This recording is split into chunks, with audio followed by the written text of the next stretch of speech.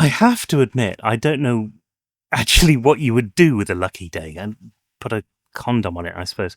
Anyway, welcome back to a brand new episode of Doctor Who as we explore the newest episode to feature the indomitable Millie Gibson returning to the TARDIS as Ruby Sunday. And a more Ruby-centric episode is what we're promised this week with Lucky Day. As always, this video might contain spoilers. In fact, if it doesn't, it'd be a bloody miracle. So please do go and watch the episode before coming back here and watching this video if you can. But for everybody else, welcome as we take another leap into the unknown beyond the sofa.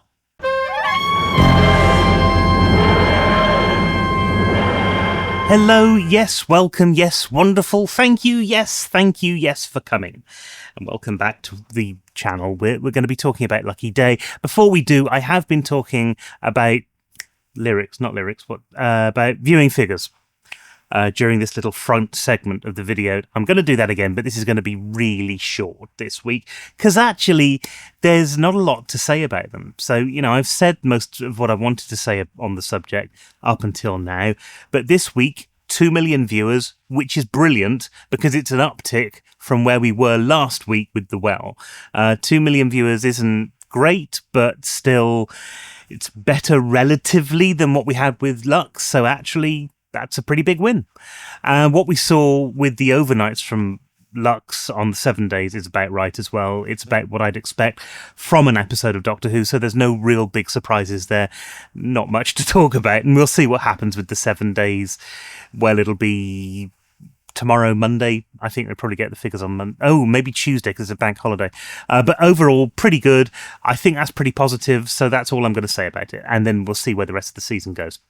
I do want to just talk a little bit about rumours. There's been a lot of speculation about where the showing is going and about what might be happening at the end of the series. And to be honest, I don't really care for it, to be honest.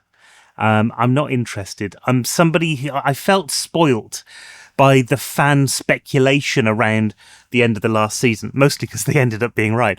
But what I'm trying to do is just keep away from that as much as possible, not pay too much attention to what's going on. And there are a few things that I've heard, obviously, because everyone's talking about them. But by and large, I just want to try and sort of stay away from that sort of stuff and not address it. Because what will happen. And I'll think about it once it's happened. That's the idea anyway. So that when I go into an episode, I can hopefully be surprised by any good and fun things that happen. The way that a show's creators want you to experience it. Now, on to Lucky Day. And for me, this was an episode of two halves. I think the first thing that we should say is that Millie Gibson can absolutely carry a whole episode of Doctor Who on her own. She proved that with 73 yards, but also to be able to do that at her age, the level of acting ability that she's got is just incredible. Okay, just not the flush. And it's really good to see her back in the series and to see Unit again. Gemma Redgrave was really great. All of the Unit people were really great, I should say, In a traditional run of New Who, Doctor Who, I think this would be seen as one of the standout episodes, something like Blink has been. Of course, the problem is that we don't have a traditional run of Doctor Who. What was 13 episodes per season has now been reduced to 8, and it does feel very much like we're missing out because now that run has been reduced to 7 episodes with the Doctor. Don't get me wrong, I really enjoyed the episode, but to have something that is so light on the Doctor and Belinda at this stage, it feels, I don't know, a bit unnecessary maybe, but obviously, that's a production problem. It's not a problem that the writer has gone, oh, I need to write an episode without the Doctor in it. It's probably the production that's gone, we need an episode that hasn't got the Doctor in it. Who could write it? It's a separate creative decision, and we need to separate those two things out. creative decisions and production decisions, because clearly the idea was to do an episode that didn't have Shooty in it, and that's a production decision, and that's often done out of the necessity to film a lot of stuff and then get a lot of episodes in the can, as it were.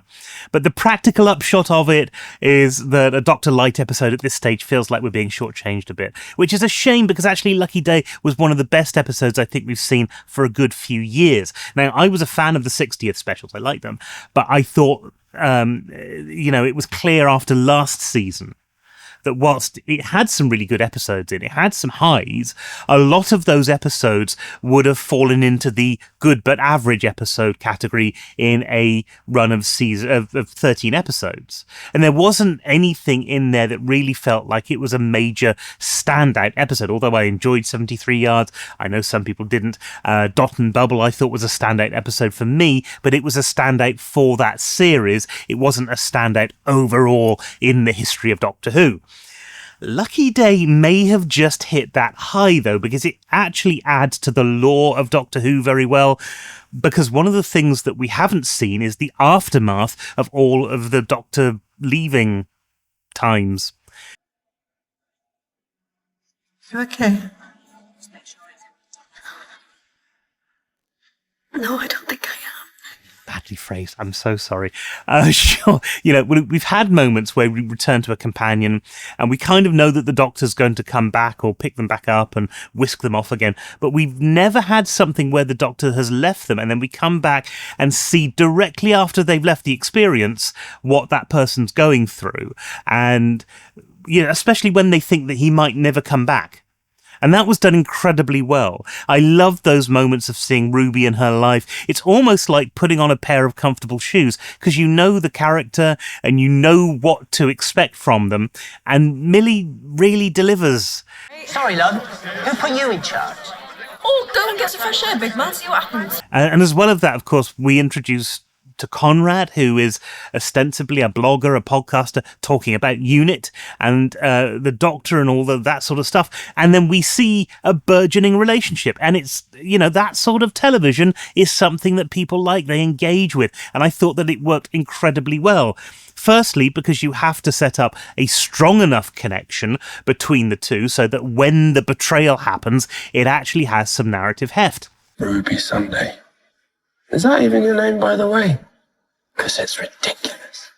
And it does it really well. And I've mentioned narrative heft before, because I think that in many instances, that's what some of the scripts from this season and last season were actually missing. It's not really good enough to say, this is person A, he's bad. You need to show that descent, basically. And here we do get that. What we don't really get in an episode largely dealing with social controversies and moral panics is anything more than sort of surface level. And I think that's a real shame. If you go back to the 70s, let's look at The Green Death, because that's the episode that's always brought up when people talk about politics and Doctor Who, especially when you're talking about it in the classic era. Well, let's look at The Green Death. You see an episode that faithfully replicates the arguments from the Green Lobby in the 1970s. And sure, it does it in the context of those arguments being part of the Nuthatch, and the Nuthatch actually being scientists and not what people originally thought. Just some hippies who've created a commune somewhere. But the fact is that in the 1970s, that particular position wasn't completely disregarded by what you might call the establishment, but it was seen as a bit of a countercultural position. And yet that position was given a lot of weight and a lot of patience, as it should have been. And they made the arguments that were being made by the people who had those positions. And it makes for a compelling story. And fast forward a year and we get Invasion of the Dinosaurs, which, if you've ever listened to the commentary on the DVDs, is really about the excesses of that very same green movement. Here's a production team that can do both light and shade. It understands that, hey, there are some things that the Green Lobby is saying that is incredibly important.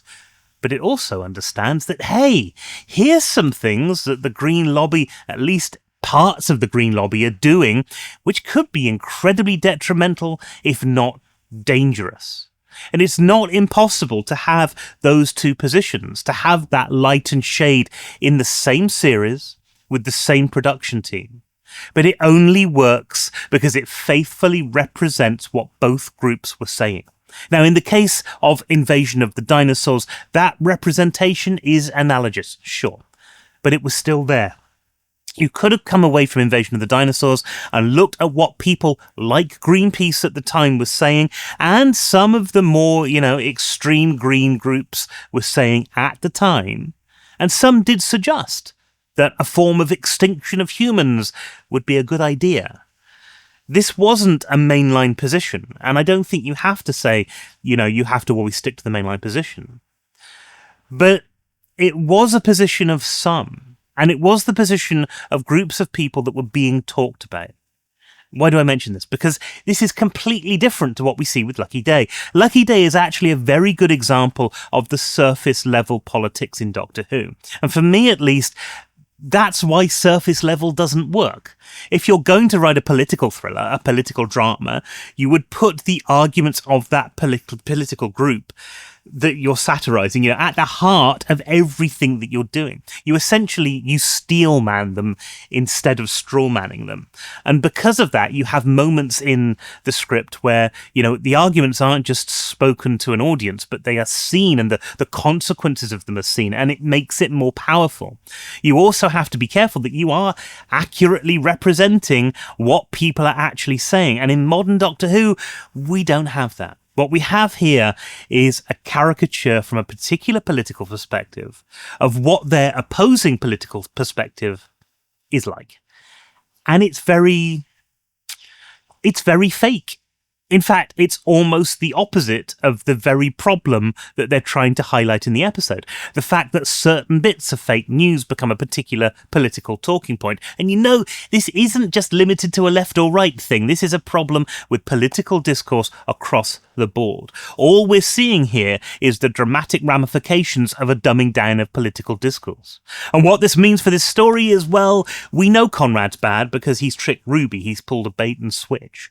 We know Conrad is bad because he doesn't like Unit. But beyond that, Conrad is a bit of a caricature. Everything that we know about him is, it's something that we know about bad people, and we put it onto him in a very stereotypical way. He doesn't really exist in the real world. He isn't analogous of a particular person or a particular group. He is instead a composite distortion, a patchwork of our worst assumptions, our worst fears and prejudices stitched together into something that feels familiar but isn't actually real.